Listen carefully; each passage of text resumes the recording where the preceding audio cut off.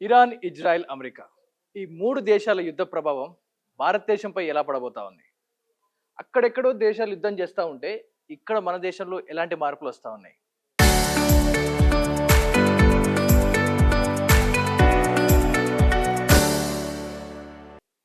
First కొట్టిన దెబ్బ ఈ ఎల్‌పీజీ సిలిండర్స్.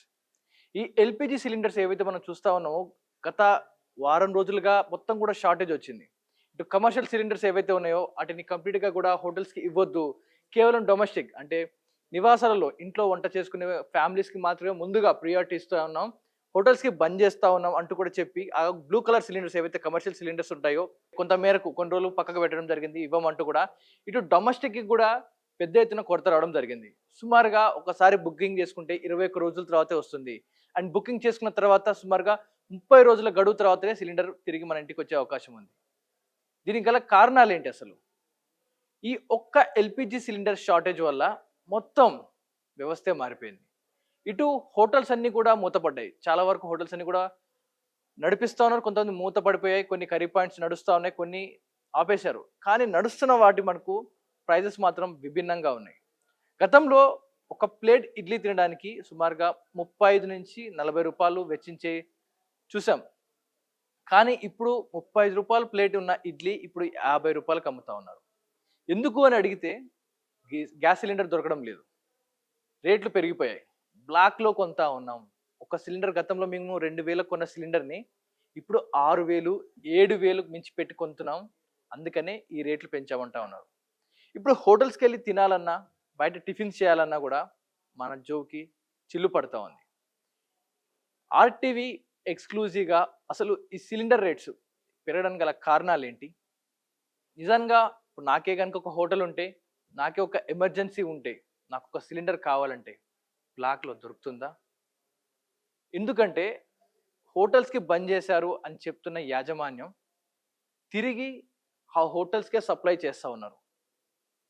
చాటుమాటుగా గోదాంలో స్టాక్ పెట్టుకున్న సిలిండర్స్‌ని ఆటోలలో తరలిస్తూ సీక్రెట్‌గా పాత సిలిండర్ ముందుగానే తీసుకొని, డబ్బులు తీసుకొని రాత్రి వేళల్లో లేదా అడవి లాంటి ప్రాంతం కొంచెం మేరకు చెట్లు అలా ఎవరు లేని ప్రదేశానికెళ్ళి సిలిండర్స్ ఎక్స్చేంజ్ చేసుకుంటా ఉన్నారంట బ్లాక్‌లో. ఆ ఒక్క కమర్షియల్ సిలిండర్ ధర సుమారుగా 7,000 నుంచి 7,500 వరకు పెట్టి అమ్ముతా ఉన్నారంట ఈ ఏజెన్సీ వాళ్ళు.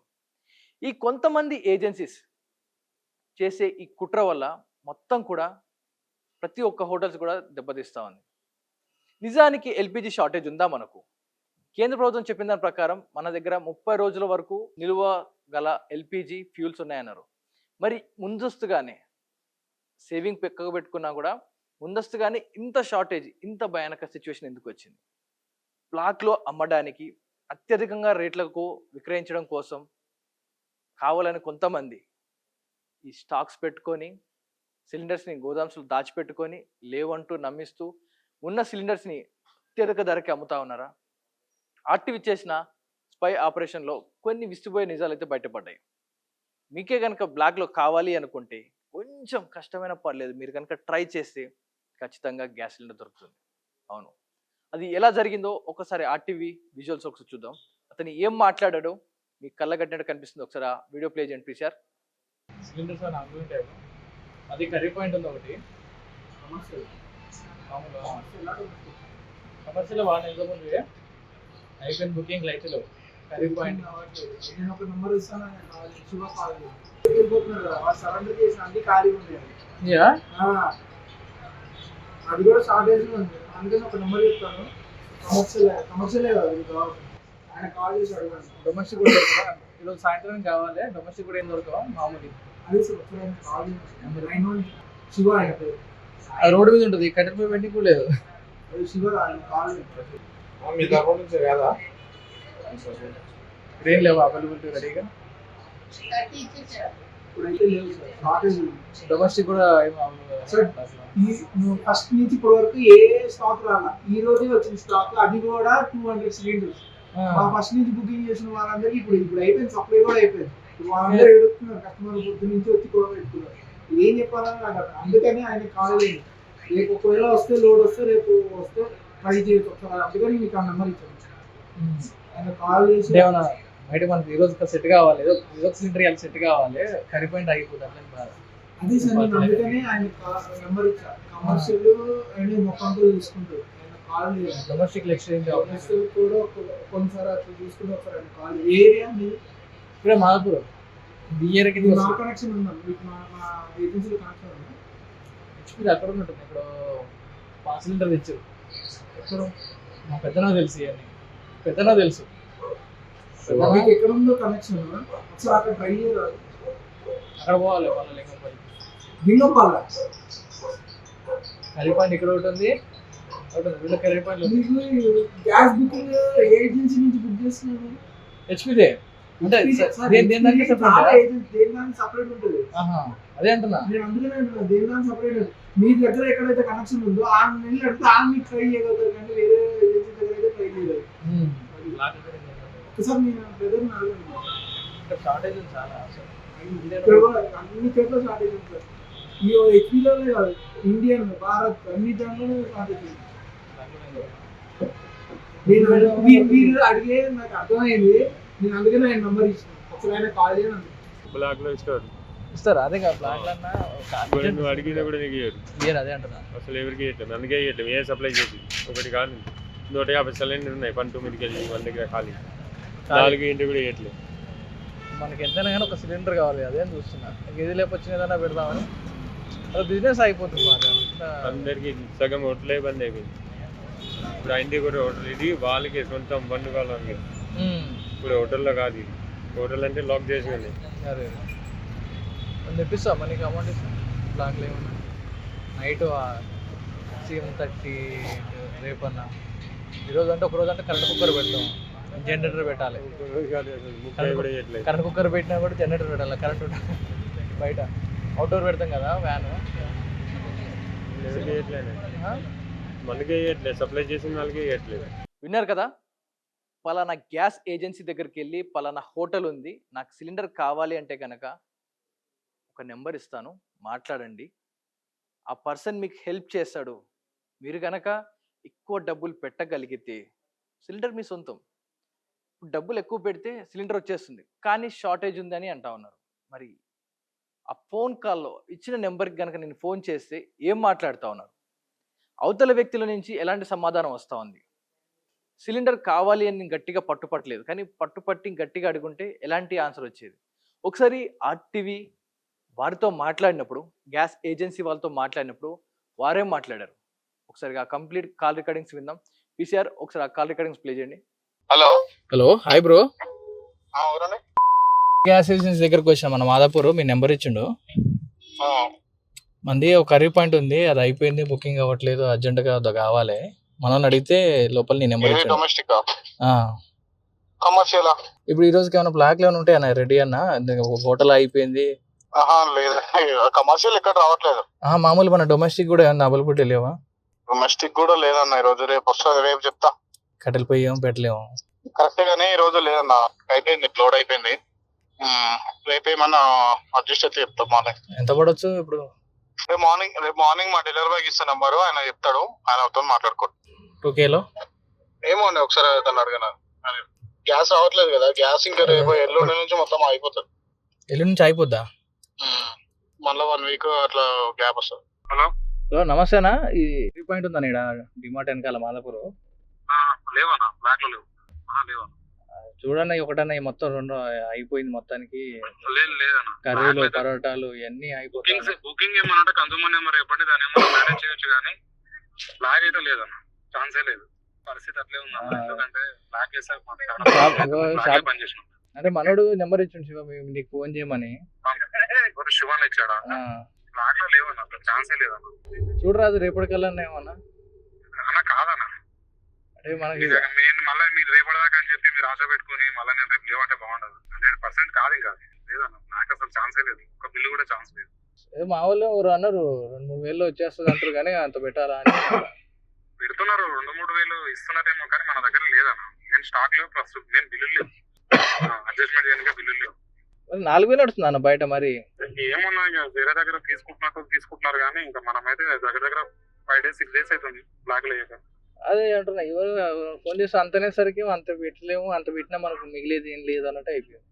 ఇంకేదే కదా బ్యాగ్లు అయితే మేము దగ్గర దగ్గర మేము ఒక 5 days అవుతుంది అన్న నాకు బ్యాగులు బాగుంది. అదే అంతా షార్టేజ్ అయినట్టుంది. అవును మామూలు టైంలో 1200 1300 కూడా ఇచ్చినాం మనం మేము. కానీ ఇప్పుడు మొత్తం షార్టేజ్ అయినందుకు ఈ ప్రాబ్లం. బుకింగ్ వాళ్ళకే ముందు ప్రియారిటీయా? అవునన్నా ఏమైనా పాసిబిలిటీ ఉంటే ఛాన్స్ కాల్ బ్యాక్ చేయాలి ఏమైనా ఉంటే. లేదన్నా ఇంకా నేను చెప్తున్నా కదా మీకు క్లియర్గా చెప్తున్నాను. సరే అన్న. రైట్, విన్నారు కదా, గ్యాస్ సిలిండర్ కావాలని ఒక సామాన్యులు అడిగితే కుదరదన్నారు. అదే నేను కనుక ఒక పెద్ద హోటల్ నాది, చాలా డబ్బులు నా దగ్గర, ఎంత ఖర్చు అయినా పర్లేదు నాకు సిలిండర్ కావాలి అంటే కనుక ఇటే లభిస్తుంది. దానికి సాక్ష్యం మీరు విజువల్లో చూస్తూ ఉన్నారు. ఒక ఆటోలో 2 కమర్షియల్ సిలిండర్స్ గోదాం నుంచి బయటకు వెళ్తా ఉన్నాయి. అవి ఎక్కడి నుంచి వచ్చాయి? కంప్లీట్గా కమర్షియల్స్కి లేదు అని చెప్పారు.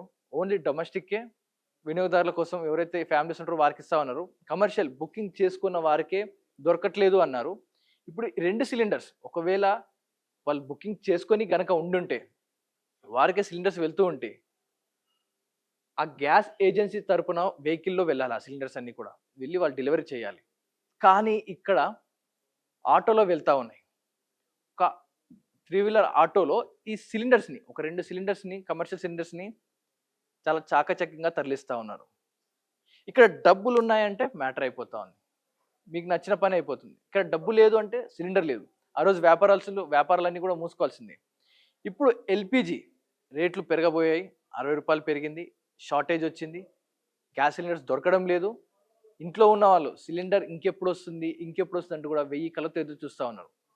ఇవన్నీ కూడా సిలిండర్స్ పెద్ద ఎత్తున గోదామ్స్లో ఉన్నాయంటూ కూడా కేంద్రం చెప్తా ఉంది, స్టాక్ ఉందని చెప్తా ఉంది. మరి డీలర్స్ మాత్రం మాకు ఒక కొన్ని సిలిండర్సే వచ్చాయి, సుమారుగా ఒక 200 లేదా 210 ఇలాంటి సిలిండర్సే వస్తూ ఉన్నాయి, మాకు కస్టమర్స్కి ఇవ్వడానికే మాకు సరిపోవట్లేదు, బ్లాక్లో ఇవ్వలేను అంటా ఉన్నారు. ఇంకాస్త గట్టిగా ట్రై చేస్తుంటే బహుశా తను మమ్మల్ని పసిగట్టి ఉండొచ్చు, అందుకే అలా మాట్లాడేమో. ఇంకాస్త గట్టిగా పెద్దగా హోటల్స్ ఉన్న వారికి అయితే ఈజీగా సిలిండర్స్ వస్తూ ఉన్నాయి.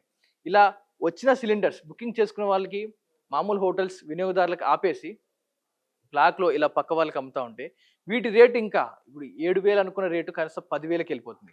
10,000 కనుక సిలిండర్ అమ్మితే ఆ ఫుడ్ మీద ఇంపాక్ట్ చూపిస్తూ ఉంది.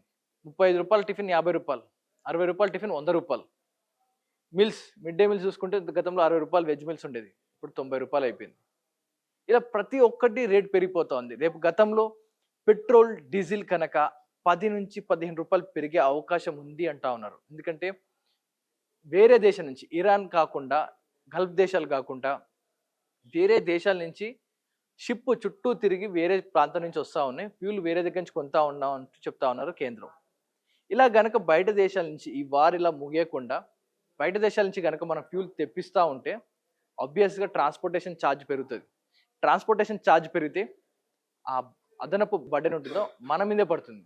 ఇప్పుడు లీటర్ పెట్రోల్పై 10-15 రూపాయలు కనుక పెరిగితే సేమ్ ఇప్పుడు 50 రూపాయల టిఫిన్ రేపు 80 రూపాయలు అయిపోతుంది. ప్లేట్ ఇడ్లీ తినాలంటే 35 రూపాయలు పెట్టే చోట 100 రూపాయలు పెట్టాల్సి వస్తుంది. ప్రతి వస్తువు రేటు పెరిగిపోతుంది. నిత్యావసర సరుకులు ఏవైతే ఉంటాయో అన్నీ కూడా గణనీయంగా వాటి రేట్లన్నీ కూడా పెరిగిపోతూ ఉన్నాయి. వీటి గల కారణాలు ఏంటి? నిజంగా యుద్ధమే కారణమా? యుద్ధం జరగడం వల్లే వీటి రేట్లు పెరుగుతూ ఉన్నాయా? ఎల్పిజి నిజంగా అంత షార్టేజ్ ఉందా? ఇంత భారీ లైన్లు కడతాను సిలిండర్స్కి అంత షార్టేజ్ ఉందా?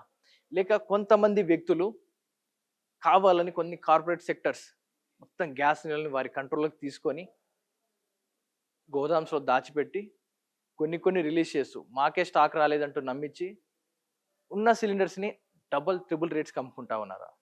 ఈ మొత్తం కాల్ రికార్డింగ్స్ విన్నాక ఆ ఏజెన్సీస్ మాటలు, ఈ ఆటోలో వెళ్ళే గ్యాస్ సిలిండర్స్ ఇవన్నీ చూశాక మీకేమనిపిస్తోంది? రానున్న రోజుల్లో ఎలాంటి సిచ్యువేషన్ ఉండబోతోంది? నిజంగా ఈ ఎల్పిజి క్రైసిస్ పెరగబోతా ఉన్నాయా? ఇంకా ఇది ఇలాగే ముదిరితే నిత్యావసర సరుకులపై ఎలాంటి ప్రభావం పడే అవకాశం ఉందంటారు? మీ అభిప్రాయాన్ని కామెంట్ రూపంలో తెలియజేయండి.